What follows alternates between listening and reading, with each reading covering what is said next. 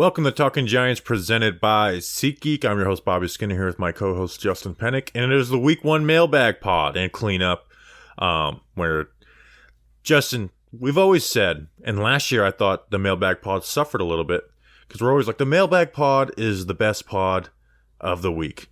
But what we didn't realize is that the Mailbag is the best pod of the week when the Giants are losing, because we get to dispel notions, we get to add context, watch the film, and find everything that was said wrong and fix it.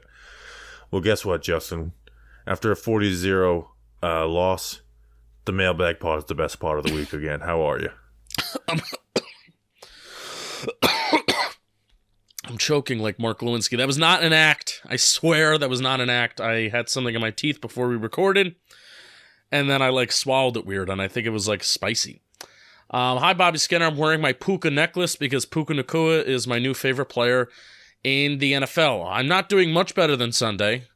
I'm still very broken over that game. I'm also a little broken over Andrew Thomas news, and I'm going back and forth on what we're going to do with that. Do we have a mailbag question on Andrew Thomas and his status and what we're going to do? Great, so we'll talk about it. Yeah, I agree. Mailbag pods are usually our best pods of the week, where I feel like what we do at Talking Giants best is we don't just blindly react to things. We're kind of forced to do that on Sundays after game days, because if we didn't put a podcast out after game days, what are we doing here? Well, we don't blindly react, but it's just you can't see all the film. And, right. There's a lot more that goes into this. We've watched all 22 all the way through, rewatched it again, have numbers to add context to stuff But yeah, before we get into the mailbag questions, Justin, this episode is brought to you by some special people. Matthew Kaczewski, Ted Kaczynski's cousin, Anthony Ratuis. Tweet at me if I mispronounce that, because I did. Matthew Ortiz, who's David Ortiz's cousin. Tom Brody, who is like the old face NFL memes things when Tom Brady got suspended. It's like Patriots signed Tom Brody. Will Baraka, Douglas Reagan, Ronald Reagan's cousin.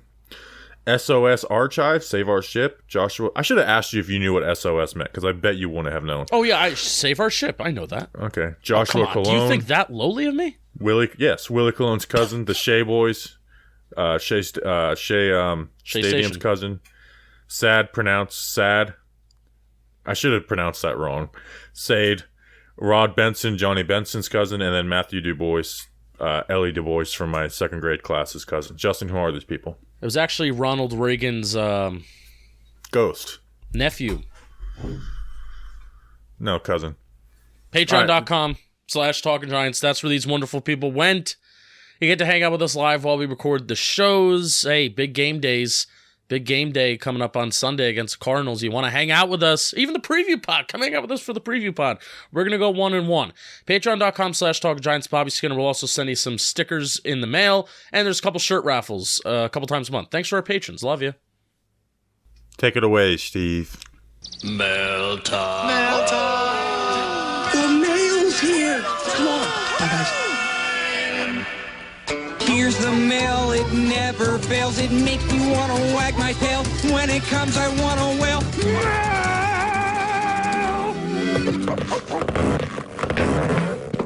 Thanks, Steve from Blue's Clues. Justin, let's get into the mail. First question is coming from Frank at Pitts_Heisman. Sure. Thoughts on moving Evan Neal to guard? I know it's only week 1, but he just doesn't look like an NFL caliber tackle. Bobby, your thoughts? So I want to congratulate Frank, first of all, because he was the one person who got this question picked out of the 30 people who asked it. Congratulations.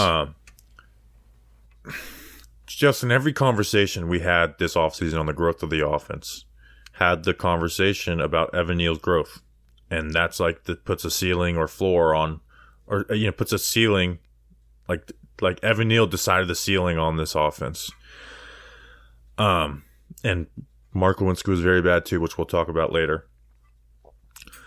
I'm officially just really, really worried about Evan Neal, man. I just don't know if he has the balance and just like the quick twitch and athleticism and to play offensive tackle in the NFL. And I go back, I remember Chris Long after that first preseason did a video on it, and he talked about these top-heavy guys can just struggle. Like pass rushers can eat against these guys. He gave up 1 sack, a hit, and 6 pressures. I mean, third worst efficiency for tackles in the NFL for week 1.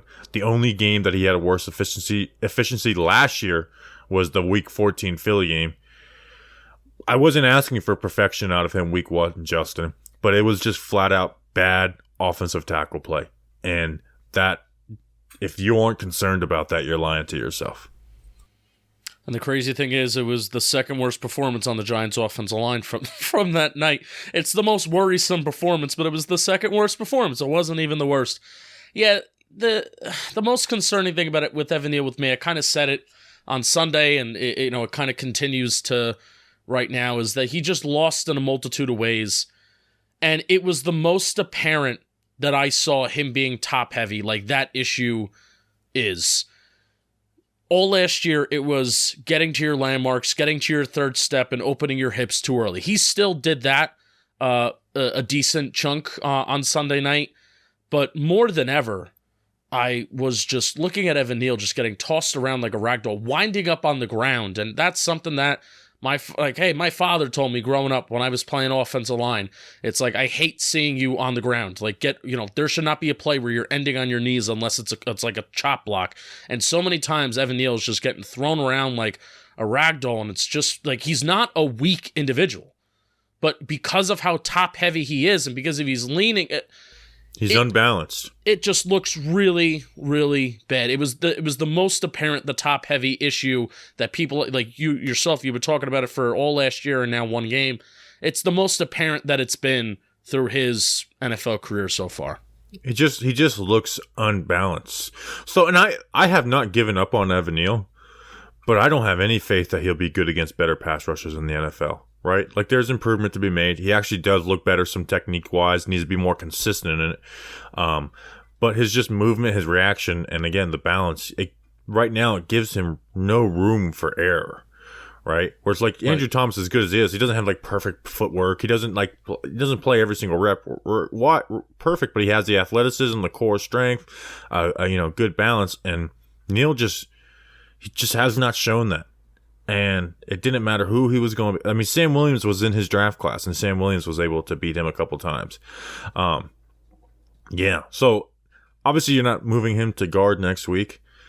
But if we go through a season like this, you have to. Like, if he's not, like, substantially better than this at the end of the season, you can't go to next year with him as the starting tackle. Or without a real backup plan behind him. You can't do that. Yeah, and you're not going to, the 7th overall pick in the draft in 2022, in his third year, you're not going to relegate him to a bench position, and you're not going to, and you can't have him go out there for a third year and just absolutely continue to tank your offense. So that would have to be the next transition, which would suck for him. Because how many years is he changing positions? And that was part of the optimism point for Evan Neal this year, is that this is the first time since probably high school that he was playing the same position 2 years in a row. And it just couldn't get off to a worse start week 1. I guess he could have gotten off to a worse start because he could have been Mark Lewinsky. Yeah, and listen, you're facing good pass rushers almost every week in the NFL, right? Like, you're not facing what he got to face versus the Ravens last year, where it was a washed-up JPP and Owe who was not very good. And it's just, like, he has to be perfect for it to happen. And I think there's some confidence stuff. I mean, he's not getting his hands used against him a ton. It's just he does not play confident, and he looks unbalanced. And that worries me more than anything. We didn't see progress as a rookie. And we're going into, like I said, I mean, there was only one performance where he was graded out, had worse efficiency last year, and that was against Philly, which we got to play that team twice. We got to play the 49ers in 8 days from when you're listening to this. So, yeah, I've got very real concerns, and I don't think, and this organization isn't blind to it either. Like, they knew how much he needed to grow into year 2. And if you don't think that behind the scenes they're very worried about this, then I don't know what to tell you. But there's not much of an option. I said it on the Monday pod, and I'll say it again. This is the most negative thing to come out of that game. Like 40-0, the most negative thing to come out of it was Evan Neal. Not that Mark Lewinsky was god-awful, not that this issue or leaving Daniel Jones in or this. It was Evan Neal. Yeah, because this offense needs to operate in a drop-back passing offense. They just cannot do the same thing that they did last year if they want to find more offensive success than they did last year. They can't, because the NFL will start to figure out what you're doing in the quick passing game. And I think Carl Banks and Sean O'Hara started to say it perfectly today as well, where kind of like the floor has been established, and NFL teams are going to continue to exploit the Giants in the same ways that the Cowboys did to take advantage of a terrible, terrible offensive line. So, yeah, man, it's not going to get any better unless they actually get better. There's no help that's incoming, at least I don't think. So yeah. Next question though, because this is the question I've been looking forward to the most. It's based off of film, everything, looking at numbers. So let's get into this next question. Go Big Blue at Go Big Blue 05. I know everyone is talking about the O-line, but as a coaching staff, how do they look at that film and adjust for the coming games? I'm very glad you asked, because there's 16 games left and I still want to win. I haven't given up on the season, and neither should you. Neither should anyone listening to this podcast.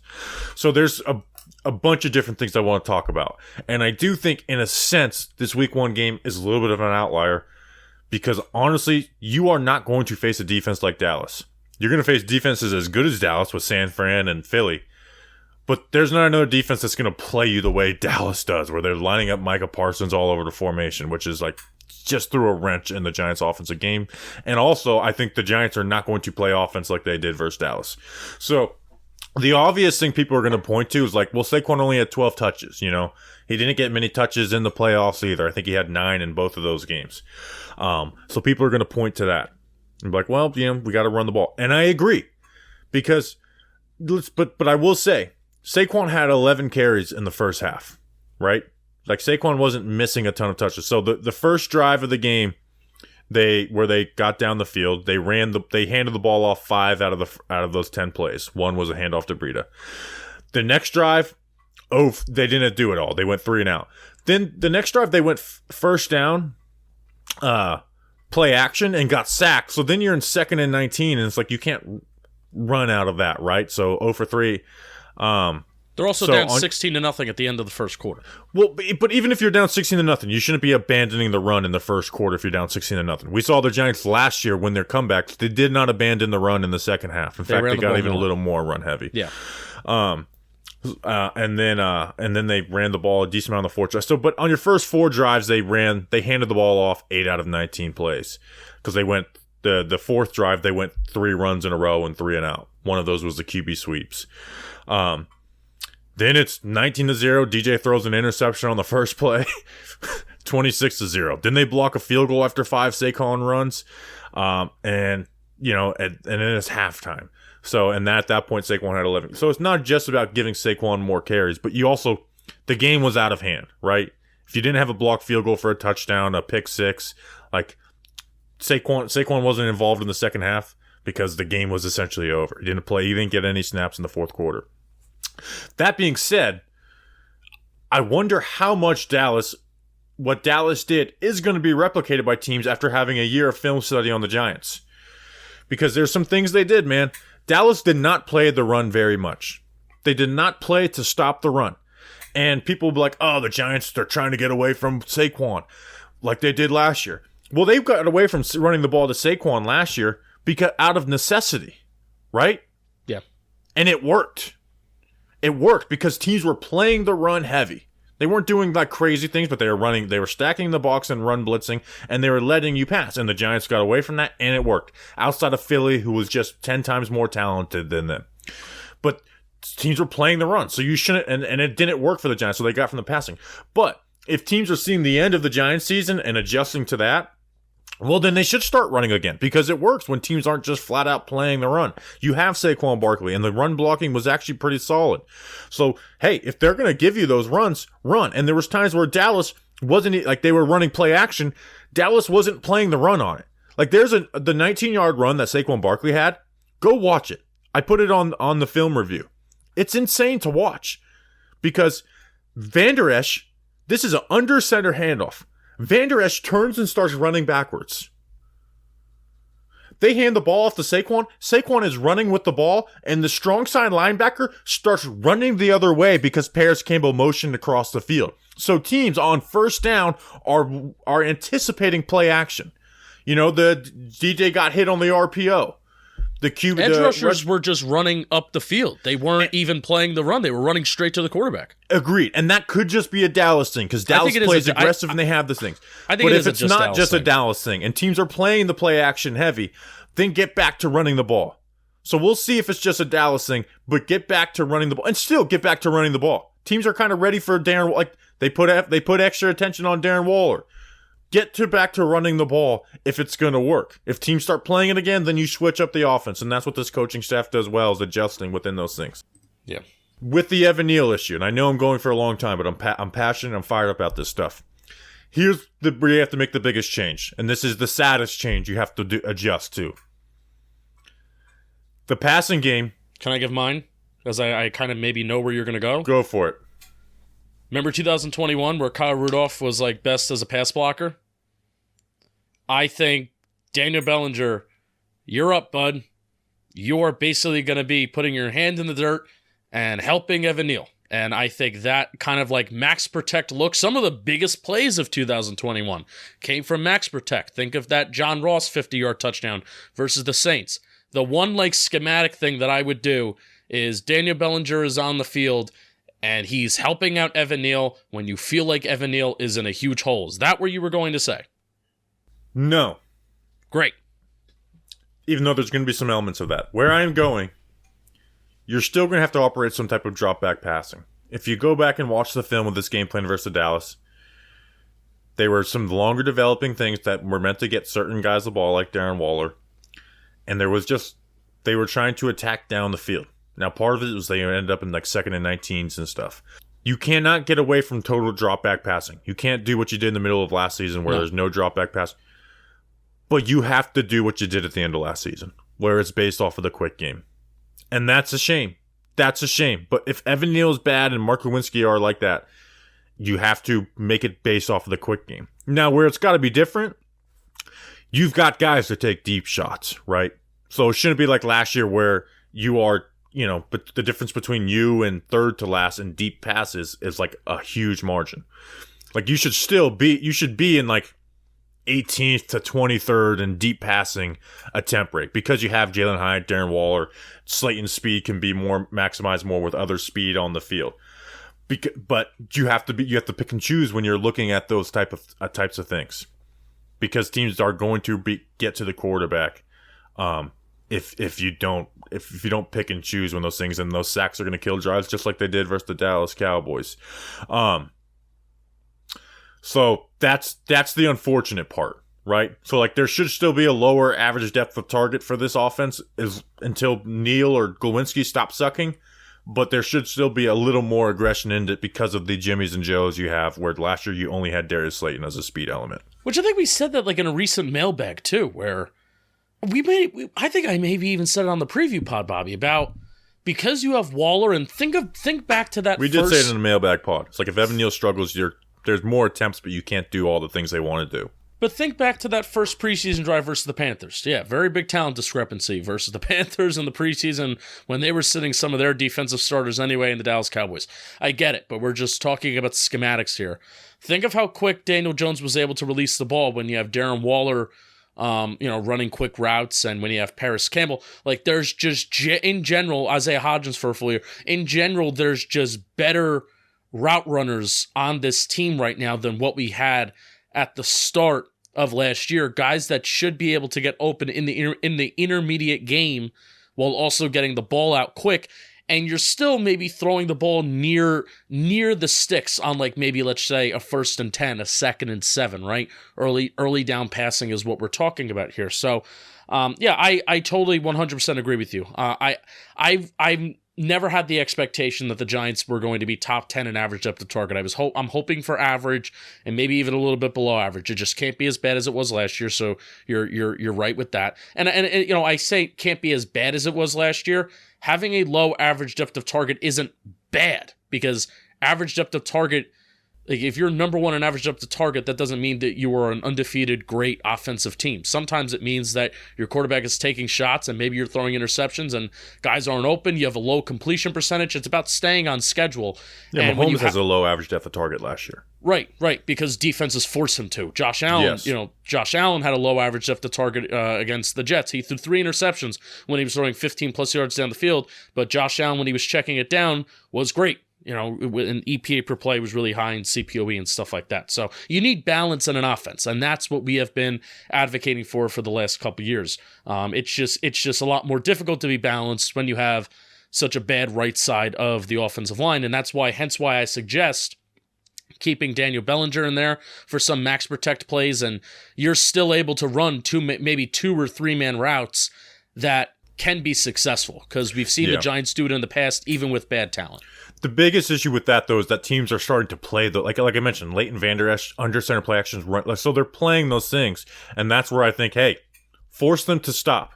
Force them to respect you as a team that's going to run up the gut and run the ball 22 times until they force you to stop doing that, because that's also a way to get them to stop penetrating and rushing upfield if you make them pay for shit like that. And go watch the film review. I hit on it. So, and here's the other good news as far as adjustments. Not every team has Dallas's pass rush and Micah Parsons lining up in the fucking A-gap. Like, what they do is they cause havoc. And we're going to play, I think the Eagles might have a better... Actually, no, I don't. I don't think the Eagles have a better defense. The 49ers, we'll see. But they're not going to... They play kind of a more disciplined defense where the Cowboys cause havoc. And versus the Giants' offensive line, that is worst case scenario. Now, maybe those teams will adapt and they're still going to win. But that's where we could talk about all the adjustments and all that stuff, Justin. But Sunday night was a realization. You are nowhere near the top 3 teams in the conference of the Eagles, Cowboys, and 49ers. Oh, yeah. And we kind of felt we were nowhere near the Eagles. The 49ers, the quarterback thing made you think maybe. The Cowboys with some coaching stuff, you thought they're nowhere near those 3. Right. But it can be a successful season if you are the 5th team in this conference. Yeah. And also a game may look different when you don't have a pick 6 right away, when you don't have a blocked field goal that goes for a touchdown. The game, it was chaos, man. Like, there's a lot of things that went wrong that will not go wrong again like that. Yeah. I'm not saying that the Giants were going to go there and win, and I'm not even saying that the Giants were going to even be close in that game, but man, it would not have been 40-0 if the chaos, wacky things didn't happen at the start of the game. Maybe it's pouring down rain. Maybe it's 31-17, and maybe it's just a bad game. I agree. And that's not like some big thing to be proud of, but it is true. So yeah, when you say that you're nowhere near the Eagles, the Cowboys, or 49ers, that's not an overreaction. But they are not the team that just lost 40-0 either. I also have like a fan fiction thing, because the question is, as a coaching staff, how do we look at the film and adjust for the upcoming game? I have like a little bit of a fan fiction thing. This isn't like film and schematics. I want Brian Daboll in that offensive line room meeting this week, and I want him in that room, especially like Andrew Thomas may miss a game. We'll talk about that soon. Andrew Thomas may miss a game.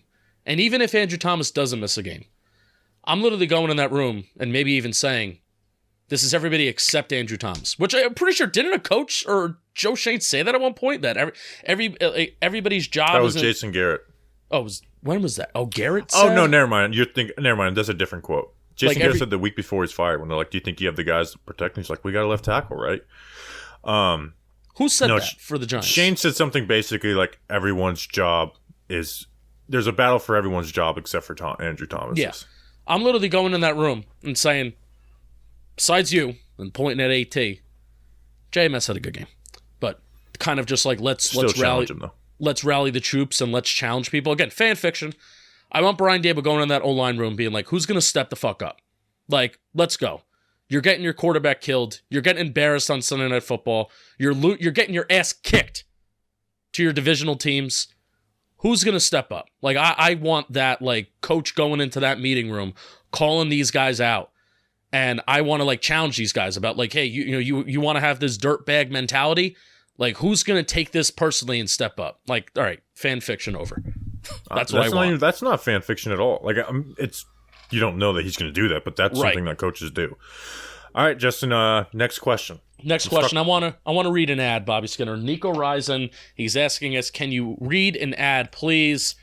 And football Bobby is Skinner, back. Oh. In full swing. You can't remember the order. We just went through it. Football is back in full swing with another week of epic games. And who's got you covered on the action for every single one of them? DraftKings Sportsbook, an official sports betting partner of the NFL. New customers can bet $5 on football and get $200 instantly in bonus bets. Nobody's missing out on the action this season. All DraftKings customers can take advantage of 2 new offers every game day this September. Get in on the NFL Week 2 action with DraftKings Sportsbook. Download the app now and use code WORLD to sign up. New customers can bet just $5 and take home 200 bets instantly in bonus bets. Only in DraftKings Sportsbook with the code WORLD. The crown is yours. Gambling problem? Call 1-800-GAMBLER or visit www.1800gambler.net. In New York, call 877-8-HOPE-NY or text HOPE-NY. In Connecticut, help is available for problem gambling. Call 888-789-7777 or visit ccpg.org. Please play responsibly. On behalf of Boot Hill Casino and Resort, Kansas, 21 plus, age varies by jurisdiction. Void in Ontario. See sportsbook.draftkings.com/football terms for eligibility, terms and responsibility, gaming resources, bonus bets, expire 7 days after issuance, eligibility and deposit restrictions apply. You'll be glad you did. Justin, next question. Michael Rosati at mrosati11. After looking at the film, do you think Dable needs to drill it into Daniel Jones' skull? Take the whole shot. Interceptions happen when you take risks. They shouldn't happen like the one to Stephon Gilmore on that right sideline. Okay, so we're going to take this question just to talk about Daniel Jones' game as a whole, not just the whole shot. But that is the thing that bothers me the most. And if you didn't see it, we posted on social media and stuff. 3rd and 17. It's the pick 6. Yeah. And the corner plays it exactly how you play it when you take, like, easy throw the whole shot. Seen DJ make the throw before, and not last year really, but years before. And he doesn't throw it, and he throws it to Saquon. Saquon gets hit, pops the ball up, interception, pick 6. That is the thing what we talked about where we need to see the improvement from him the most. Like, nothing to do with, like, new players. Like, when that's there, you need to take it and throw it. And he didn't. And that's the thing that frustrates me overall. Now, let's talk about, hey, he got pressured a lot. Was it his fault? Was it not? Let's talk about it. The pressure was overwhelming. 67% pressure rate, Justin. 13% more than any other QB. And you say, well, quarterbacks can create their own pressure. They sure as hell can. You know that PFF accounted him for, out of the 7 sacks, how many did they account to Daniel Jones? This could be a trick question. I'm going to say 2. 0. Out of the 12 quarterback hits, how many did they count to Daniel Jones? 1. Yeah. The pressure was overwhelming. That being said, Daniel Jones took a bad game and made it worse. With you talk about that whole shot, there were other plays. There was times where they wanted to force it to Waller a few times, and they just kind of kept a robber defender underneath, and didn't get off reads. You know, the second interception was a reckless play. He literally pumped faked and he probably said to himself, you shouldn't throw this ball.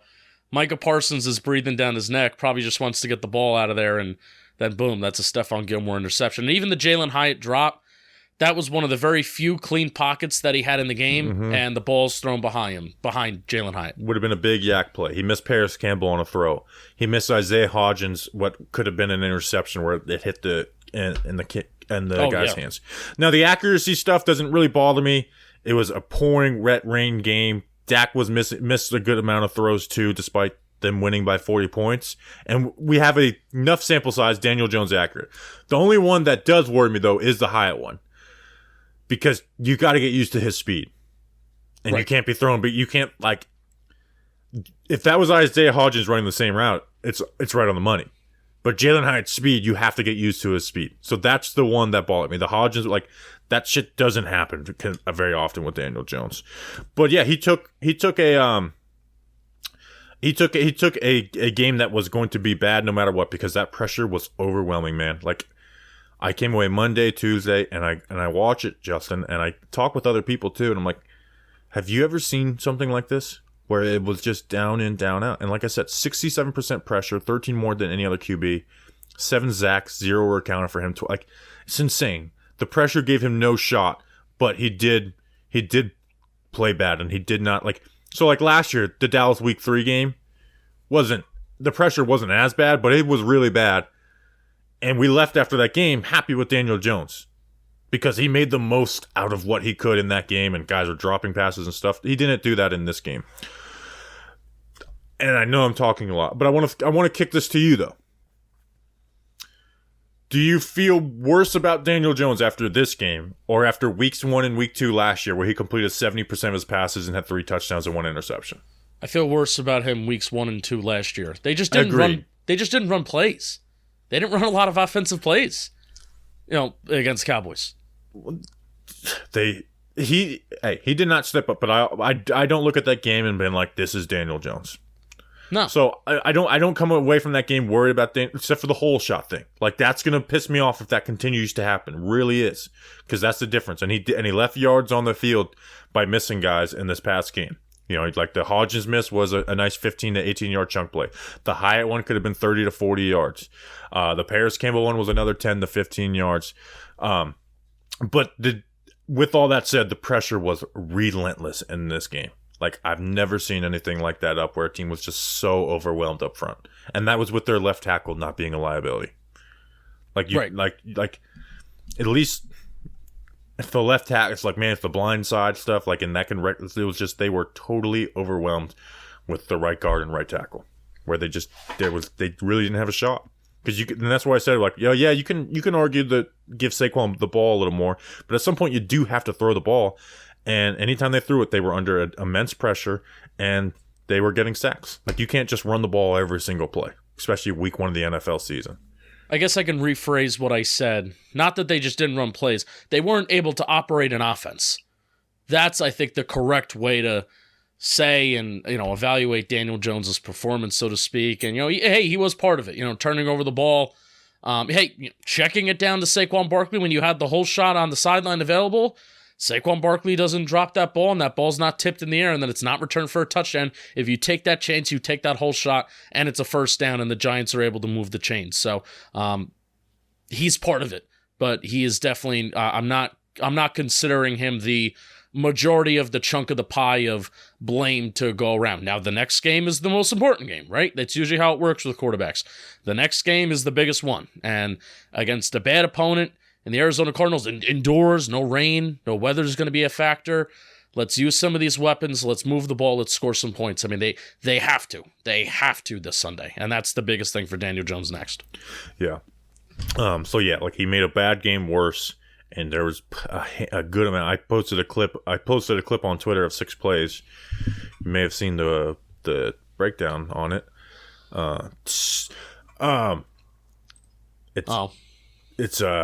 It's red, yellow. So, I mean, like, there was 6 plays where it's like these where you can have, and there was other, like, even stuff I didn't post where there was a bit, like I talked about in the film review, where, like, he read the safety rotation wrong, and on 3rd and 15, the play where he pumped to Waller and he pulled it back in. Yeah. It wasn't even a pump. It was like he went to go throw it and saw the safety rolling down. He should have saw that way quicker and then got off of that read and hit Paris Campbell for what, like, at least would have got them in 4th down and to go situation, and he totally missed it. And then the field goal was blocked. It really was just a disgusting game. All right, Justin, next question. NJ by birth, Vegas by choice. Love that. At Crunch_Bunch66. Why are Kayvon and Azeez basically invisible? Is this scheme, play calling, or is it on them? I'm glad you asked this question, because really, if there's one little overreaction take that I regret having from the pod on Sunday, the concern and worry is still there a little bit for Kayvon and Azeez, but the overreaction of just saying that they did nothing is wrong. And Bobby, you want to tell me why? Yeah, and Dan Schneider tweeted about this, and I retweeted him because I agree with him 100%. Kayvon faced 6 true pass sets. Yeah. Like, it was the least. I saw research Rick tweeted, like, there was only one game last year where they had less defensive snaps, and it was by 1. And he only faced 6 true pass sets versus the run. Man, he looked a lot better versus the run, whether it was making plays, disengaging, setting an edge. And that's something we talked about. I thought that was an underrated thing he needed to improve at to help this run defense, was to be more consistent setting the edge. And he absolutely took big steps in the run game. And he's not playing in a defense that allows him to be reckless, right? Like, he doesn't get to play where he gets to jump gaps and stuff like that. Like, if he's jumping gaps, it's because they've got someone filling his gap. That being said, I do want to see more as a pass rusher, though. Because, like, you could say only 6 true pass sets and some, like, there still can be more big plays made in the pass rush game. But it wasn't this, like, oh, man, this guy just did not show up for this game type of game either. Right. And with Azeez Ojulari came off the field whenever Basham or Jihad Ward was on the field. It was Azeez who came off the field. It was not Kayvon Thibodeaux. So I do think that is, in general, the rotation that we are going to see, where Kayvon, hey, you're the 5th overall pick. You're going to get a lot of snaps. You got to be in shape. Hey, we saw Kayvon Thibodeaux running in the end zone during team drills, during 2nd and 3rd team drills this summer to get ready for this exact thing, that Kayvon's going to see a lot of snaps, and it's going to be Azeez, because I think we expect Kayvon to be a better all-around player than Azeez Ojulari, and that's not even a shot at Azeez. But Boogie Basham, and Jihad Ward were really in there for those rundowns, and then Azeez, even in one of those 6 true pass sets, Azeez made a nice little pass rush move against the right tackle, dipped his shoulder a little bit, got his disengaged, got his hands off, and of course Dak got rid of the ball. And at least I would chalk it up to it being a pressure. So still want to see more of them in general, but for as much as we said that the Giants weren't able to operate an offense, at the same time, Dallas wasn't even able to operate a normal offense just because they got the lead. They got the lead so quick, and they didn't even run a lot of plays themselves. Yeah, like Azeez played 32 snaps, Kayvon had 42, and that's, again, considering the fact that they took these guys out in the 4th quarter. Maybe that gap widens by 5 or 6 or something like that. I know this question doesn't ask about him. The one player who I am going to take issue with, though, is Leonard Williams. Like, whenever he got an opportunity against that backup left guard, he should have dominated. Like, not talking about, like, had a play or two. Should have, like, every single play dominated that opponent, and he did not do that. That is the guy out of those front. Dex played fine. Leonard Williams, like, I take issue with the way Leonard Williams played. Leonard Williams' best play came on where he ran. I think it was a designed stunt. Yes, and he got the hit. And he got the QB hit on Dak Prescott. Hit him a little low, but it was the Trey Hawkins fake pass interference against Brandon Cooks that Bobby thinks it was pass interference. I still think it's fake. Brandon Cooks acted, but you cannot put your arm around a corner's neck or a receiver's neck. Yeah. So that was if they don't call that, and if they're not allowed to run offensive pass interference, that is 2 times where they score touchdowns that they don't score touchdowns. All right, next question. Koharski's Donuts at Koharski Donuts. We all saw the bad snap, but how did John Michael-Schmitz play? Aside from that, I was trying to watch him, and I found it hard with how quickly the edges were collapsing around him. Bobby Skinner, I watched the O-line report, and I was really pleased, and I was really excited to see what JMS was kind of doing at college, matched up with his first game in the NFL. So, because it's week 1, you can say besides the bad snaps. If it's week 1 of year 2 or week 15 of year 1, you can never say the phrase besides the bad snaps, because those can't happen. And it's not just the ones that led to fumbles. They were a lot that were low, and it messed up Daniel Jones' timing and footwork and some of the quick game stuff. And we talked about stuff they can change. Well, if JMS is having low snaps and it's messing up the timing of the quick game, which they operate a flaw, like, you can't have that. Because it's going to lead to some inaccurate throws here or there and just not getting the timing right on stuff. So you can't have that. That being said, just as a blocker, and the only pressures he allowed were versus Micah Parsons, who's just an animal. I thought he had good stunt and blitz ID. And even like the plays against Parsons were like, they weren't train wreck either. It's like, okay, this is what happens. And Micah Parsons does play head games with you. I thought the hand usage was good. His base was good. His feet worked well. And then in the run game, man, like he was moving some guys. You know, that wide zone play that I talked about where Saquon had 18 or 19 yards. He really did a good job on that. You know, but with JMS, you're not going to face Parsons a lot. But the real test is when you face the Commanders, the 49ers, and the Eagles and their front, because that's where he's going to be tested at as an NFL player. Because we can say, oh, you're not going to face the Micah Parsons type player at center very often, but you are going to face amazing defensive tackles often. Did you talk about combo blocks at all? How he was able to move in the run game? Yeah, I mean, he got some push on those, like, you know, and I thought it really improved some of the stuff in the run game. Another thing that, like, when I talk about running the ball more, part of that is like, I think they can run the ball better with John Michael-Schmitz here at center compared to last year's center and John Feliciano. I agree 100%. Are we ready for the next question? Yeah, next question. Tim at NYG Tim, read an ad, and oh boy, I want to talk about Farmer's Dog. This episode is sponsored by Farmer's Dog. The results of switching your dog's food from kibble to fresh can seem like magic, but the Farmer's Dog doesn't use any sorcery or secret ingredients to make their fresh food. Just science. General observation, Bobby Skinner. Big conversation. If you have a dog, you're going to know exactly what I'm talking about. If you don't have a dog, then this may freak you out a little bit. But a big topic of conversation amongst dog owners is like, hey, is your dog shit okay? Is it loose? Is it strong? Is it firm? What color is it? Like, it's a big conversation. And, you know, if your dog is, you know, shitting loose, that's not good. Since I have switched Mikey from his kibble, hard food, whatever, to the Farmer's Dog, which is fresh food, his shit has gotten better. It's gotten harder, it's gotten firmer, and I could tell that just like in general, his digestive system is processing that fresh food a lot better, and that makes me happy that my dog is happy and comfortable. I don't want my dog to be uncomfortable because I'm not like you, who forces my dog to smoke cigarettes. I didn't force her. She wanted to. She was addicted. Yeah, why do you think I'd force feed my dog cigarettes? It's not my fault. Don't. I hate that when people blame. It's like when kids blame their parents for all their issues. I didn't force. Lucy had an issue. She hung around the wrong dogs. It doesn't matter if your dog is young or old. It's always the right time to begin investing in their health, helping you live more healthy, happy, and full years together. Get 50% off your first box of fresh, healthy food at thefarmersdog.com/JohnBoy, plus you get free shipping. That's thefarmersdog.com/JohnBoy for 50% off. Bobby Skinner, you and Lucy will be glad you did, except Lucy's dead. She is dead. Justin, next question. Marcus Lopez at MarcusL28.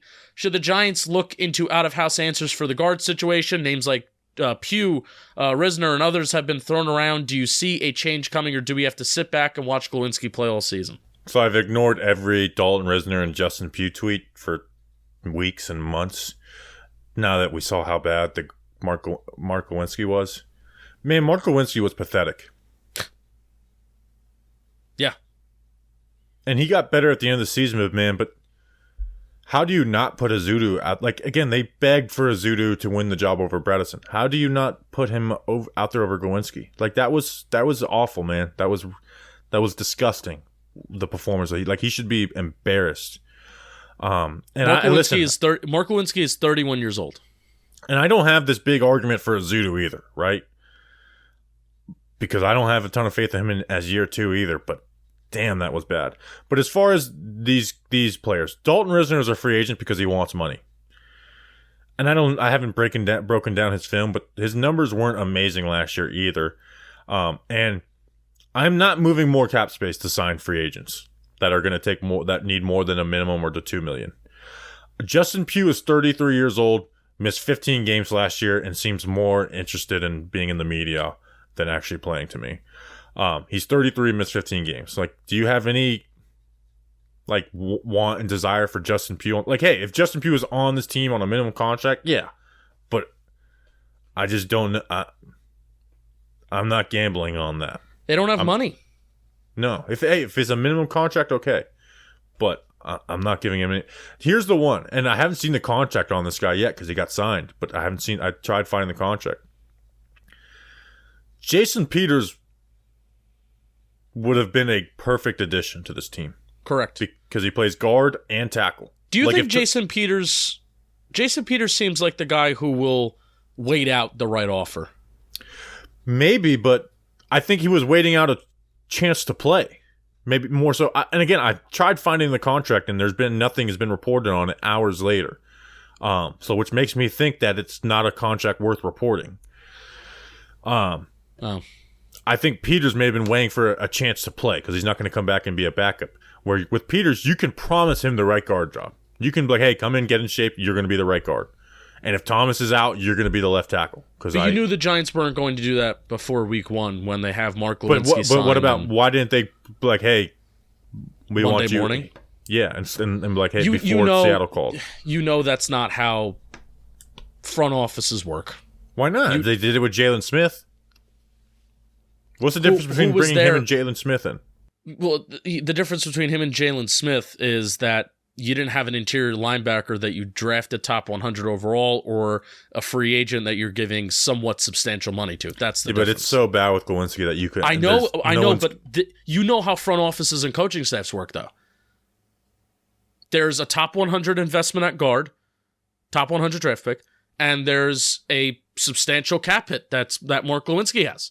That's the difference between that and Jalen Smith. The performance is the same. Glowinski was so bad that I don't think they're going to be like. I don't know if they're going to have their pride to do that. It'd be Nate Solder level of pride to do that. Here's the one that just happened with the Bengals, though, and I don't know how his health is. I should have asked my friend Mike Sons, who covers the Bengals. Apparently his knee is bad. He's La'el Collins. Yeah. Because that could be a guy where you don't bring him in for the year. If you have faith in his knee or whatever, he could come in and be a good guard, and you can actually give him a real contract. Like, hey, it's this amount this year, and then it's obviously backloaded.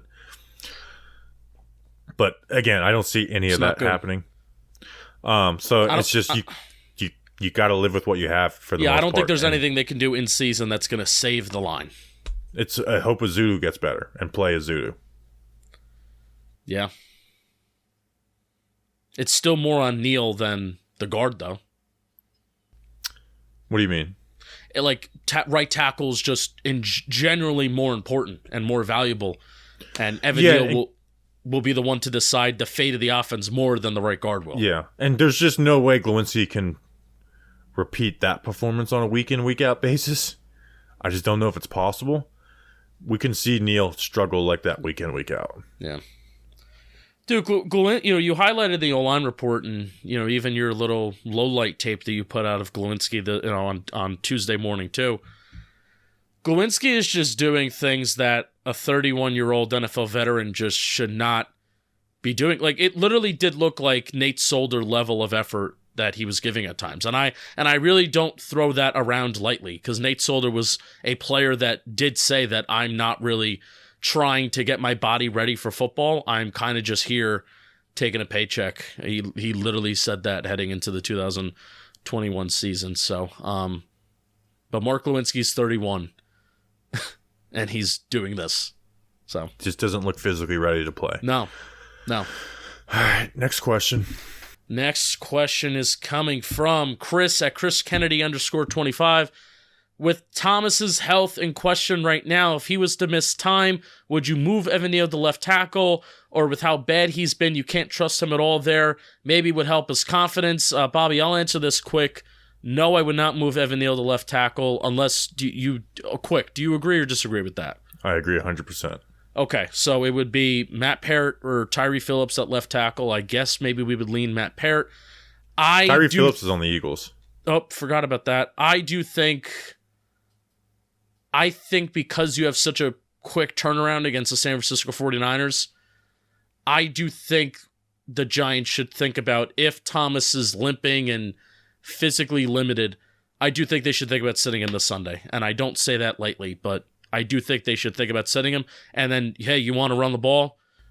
We're going to run the ball 40 damn times. Do you think it's going to heal? I'm not a doctor. If you think it's going to significantly heal by having that extra 4 days, then yes. But if you don't think that you can't run out there without, again, you can't operate an offense without him. Yeah. You can't. You have to do what you did against the Panthers in 21, where you roll out. You just can't operate that way. So the answer is you die. If Andrew Thomas does not play, you pray you get to work some fluky offense. Your defense plays really well, and you're able to make no mistakes and make a play here or there in the offense. Have Dante Pettis complete a pass to Daniel Jones, and pray nothing bad happens, because you can't, like, you got to hope Parrott is okay, and even that is, again, it is unreal how valuable he is. Yeah, I need him here for 17 games. I need him here for 17. And if that extra 4 is the difference between putting him in further jeopardy, also, fuck special teams. Like, just, I hate it. No, name me the good thing that has come from special teams besides, hey, Graham Gano's good, kicking a field goal, great. What? I hate special teams. I hate it. Don't act like you love it and you enjoy it and you like analyzing it. Stop. I'm sorry if you do. Sorry, Joe Judge. Sorry, David Powers. It's brutal. It's brutal. You can't, like, it's Andrew Thomas is so important that I've kind of just, like, not accepted the fact that he could miss a game. All right, next question. Next question, Joe Lagrippo. Let's get positive. Everyone is freaking out right now, rightfully so. What are a few positives you guys have from week 1 to ease the nerves a little bit as the Giants head into week 2 and beyond? But can I take this first, Bobby? Yeah. I want to talk about the secondary. Deonte Banks and Trey Hawkins, their physicality. Like, they were ready to rock and roll. They were ready to bring it. And I think even though I think Deonte Banks played better than Trey Hawkins just from a performance standpoint, but both of them were ready to bring it to the Dallas Cowboys, and especially Deonte Banks chirping at receivers. Like, he brought that swagger and that confidence that we saw that he had in Maryland. And man, for some of the concerns that we had about starting rookie corners, that was the least of our worries. Deonte Banks especially really looking good. That first red zone drive where the Dallas, they're driving down the field or they get the ball and they only allow a field goal. Deonte Banks, who was running a corner route, their tight end. Deonte Banks comes off. Xavier McKinney is in coverage. Deonte Banks comes off the receiver and helps break up a pass and force an incompletion. That's awesome stuff.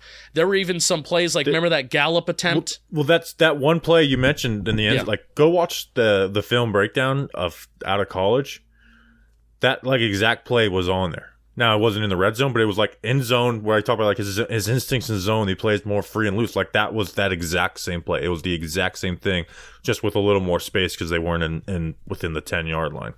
The pass attempt to Michael Gallup on the left sideline where Deonte Banks pushed him out of bounds.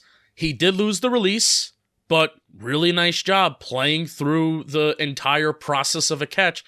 Gallup's, feet go up in the air, pushes him out of bounds, really nice physical hit, gets him out of bounds. There was even some plays where Michael Gallup, where he didn't lose the release, and he was staying in phase. The Trey Hawkins pass interference play, where Leonard Williams got the QB hit, Deonte Banks' side of the field versus Michael Gallup, stayed with him through the release, stayed in phase the entire time. So I thought that was really positive. Xavier McKinney played with his hair on fire, and I'm talking run fits, man coverage, blitzes, through all 3 of those phases. Xavier McKinney played really well. So that's the secondary. I thought the run defense in general looked pretty good as well. Besides, there was like one play where they allowed a 20-plus yard run when Leo and Dex weren't on the field. But I thought the secondary came ready to rock and roll, which we did have concerns about the secondary coming in, but also Dallas didn't really throw the ball a lot. Yeah, I mean, I was impressed. Banks didn't play the second half either with cramp, but I was impressed with Banks with what we saw from him. Hawkins, I thought for the 6th-round rookie expectation, I thought he looked good. There was a time where CeeDee Lamb just kind of cooked him on the sideline, but that's also and CeeDee Lamb just owns Adoree Jackson. We can't go into games against the Cowboys and expect Adoree Jackson. Nope. Like, CeeDee Lamb owns Adoree Jackson, and I'm not just talking about the rub route. Like, he just beats him consistently. Yeah. So, and then McKinney, I thought, had a stellar game. Like, my favorite play of the game was that when McKinney bumps up CeeDee Lamb coming across the formation and then goes and gets a quarterback hit. Like, that was my favorite play of the entire game. I thought the D-line depth showed that they're not going to be gashed in the run the way they are. Like, I think there's a couple times where McFadden was out of place, not by a mile, but out of place. But okay for the most part was solid. And here's going to be my biggest positive takeaway. We still have a good coaching staff who knows how to adjust, and they have upgraded players from last year and won't have all the bad fluky shit happen like they did again, from balls popping up due to rain and turning into pick sixes. Hopefully we'll have no more blocked field goals. Hopefully John Michael-Schmitz gets snaps. That should be an expectation. No more bad snaps. And they won't have to play the Dallas front every single week, even though we're going to play some really good front. So that's my other one. Yeah. Why don't you read a question from Mr. Brownstone? Oh, yes. Question from Mr. Brownstone. You just wait for this. This was a last-minute ad. Can BetterHelp fix the Giants' O-line and pass rush? And oh boy, I think they may, because this show is sponsored by BetterHelp. Maybe you're thinking about a career change, or you feel like your relationship needs some TLC. Whatever it is, therapy can help you map out your future and trust yourself to find the way forward. Therapy is helpful for learning positive coping skills and how to set boundaries, and empowers you to be the best version of yourself. If you're thinking of starting therapy, why don't you go ahead and give BetterHelp a try? It's only online, entirely online, designed to be convenient, flexible, and suited to your schedule. Anytime that you want to switch therapists, you can, and there's a brief questionnaire to get matched with a licensed therapist.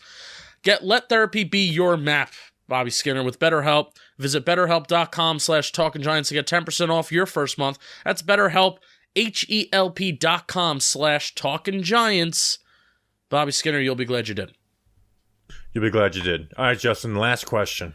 Gridiron Guru at Gridiron Guru. This is becoming a very frequent thing. I don't know if I think there are a lot of people that are joking about this, and maybe some people are serious. How is it possible that at Bobby Skinner _ is that bad as an O-line coach? So I hate explaining the joke, but I just think it's been funny, and I do want to talk about it on the pod. So it's the end of the pod, so I can talk about it. Show's over. And maybe this guy listens. There is this one guy who legitimately, it's like Big Mook or something like that, and maybe he's messing with me. But at least at one point, he legitimately thought I influenced the Giants' decision. Like, not because they look at my Twitter, but because, like, I'm part of the organization. And yesterday, it hit the fan because there's obviously, like, it's like kind of been a joke, like #fire Bobby Skinner. And there's people who understand that joke, and they will reply under the tweet saying, like, Bobby, you're a horrible O-line coach or something. But then yesterday, people started taking that and going at those people. I'm like, you dumb son of a bitch. He's not the offensive line coach. Bobby, like, so it's become a very funny war in the mentions. And I decided, like, I'm not replying to any of them. I'm just going to let people go at it. Because I get it. Like, if you see someone say that, you can be like, hey, they're stupid. So I'm explaining it here. But I also want to ask you, Justin, when all the coaching additions were hired in January and February of 2022. Yep. The one that it's hard to judge position coaches, but the one that we came away from the most with the least, optimism. It was Bobby Johnson. Basically, yes. Based off of stuff that happened in Buffalo, our conversations with people who cover the Bills. And I just tweeted at fire Bobby Skinner, by the way. #fire Bobby Skinner. It's okay, but so here's the thing. It is very hard to judge position coaches. So it's hard for me to really want a position coach fire without knowing, like, inside stuff, right? Like, you look back at the Colombo fire and you're like, man, that was one of the best things Joe Judge ever did. Because we know the information that came out from that. Here's what I will say. We praised Jerome Henderson as a DB coach because of what he's produced on the field. We praised Dre Patterson. Look at his rookie corners. Again. Look at Jordan Riley. With Bobby Johnson, and I actually don't blame him for the rotation either. That's a Brian Dable criticism. Bobby Johnson didn't go rogue and decide to rotate guards. That's a head coach decision. Bobby Johnson has done nothing to prove that he's a good offensive line coach. Right. So this isn't like fire, but like, because again, it's hard to judge position coaches. But,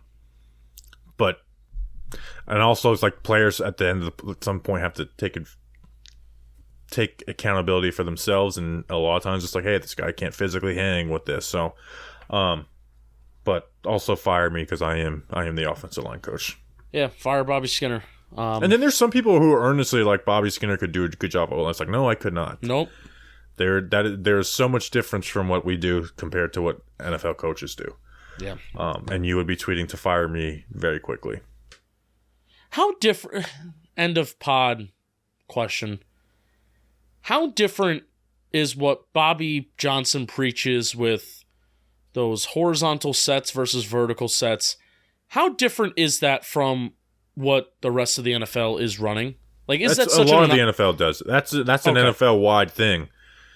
The issue with me last year was like with Neal, it was not working. Now that's not the issue with Neal right now. Okay. It's just player development. Player development. Yeah. Like if you let Neal vertical set, like Neal vertical set on that screenplay, and I don't put screenplays in any time O-line report because the point is to let these guys get like past you. Now you're not supposed to let them by you initially because then they hit Daniel Jones like Parsons. But Neal vertical setted on that screenplay, and Parsons just killed him inside. So there's also like that's the downfall of vertical setting is it gives a quicker pass to the quarterback if you get beat inside. Where if you set together, and it's supposed to be better versus stunts, despite the fact that Mark Lewinsky and Evan Neal can't pick up a stunt for to save their lives. And with player development, I'm starting to get really worried about the 2022 draft being so different from the 2023 draft. Kayvon Thibodeaux, hey, 5th overall pick. Tough to mess that up. We still feel good about you. Daniel Bellinger is fine for what he is, right? But every other pick, is there not major question marks? And I'm talking about the guys that are really worth talking about. And that's Evan Neal, that's Wan'Dale Robinson, that's Cordell Flott. Wan'Dale is what Wan'Dale is. Like it's not player Josh development. Josh Azeez, Cordell Flott would be the two ones. Like Cordell Flott not being able to, he was injured this past game, but him just being like, they gave up like a week in the camp at that speaks a lot. And we talked about like it's not a coaching issue there. Because you have JMS at center who looks, one game in, who looks solid, and he's taken that job and he's run with it, versus the guys from the 2022 draft class are just have not. Yeah. Yep. All right, Justin, that's a mailbag. I thought it was a good week 1 mailbag. I hope people enjoyed it. If you're listening to the very end, we appreciate you. And if you didn't listen to the very end, we appreciate you, even though you're not hearing me say that I appreciate you. So we'll be back Friday with a preview pod. We'll see you then. We're going to win. We're going to beat the damn Arizona Cardinals. Tell a friend about the pod. How about that? # tell a friend. We'll see you then. Until then, let's go Big Blue.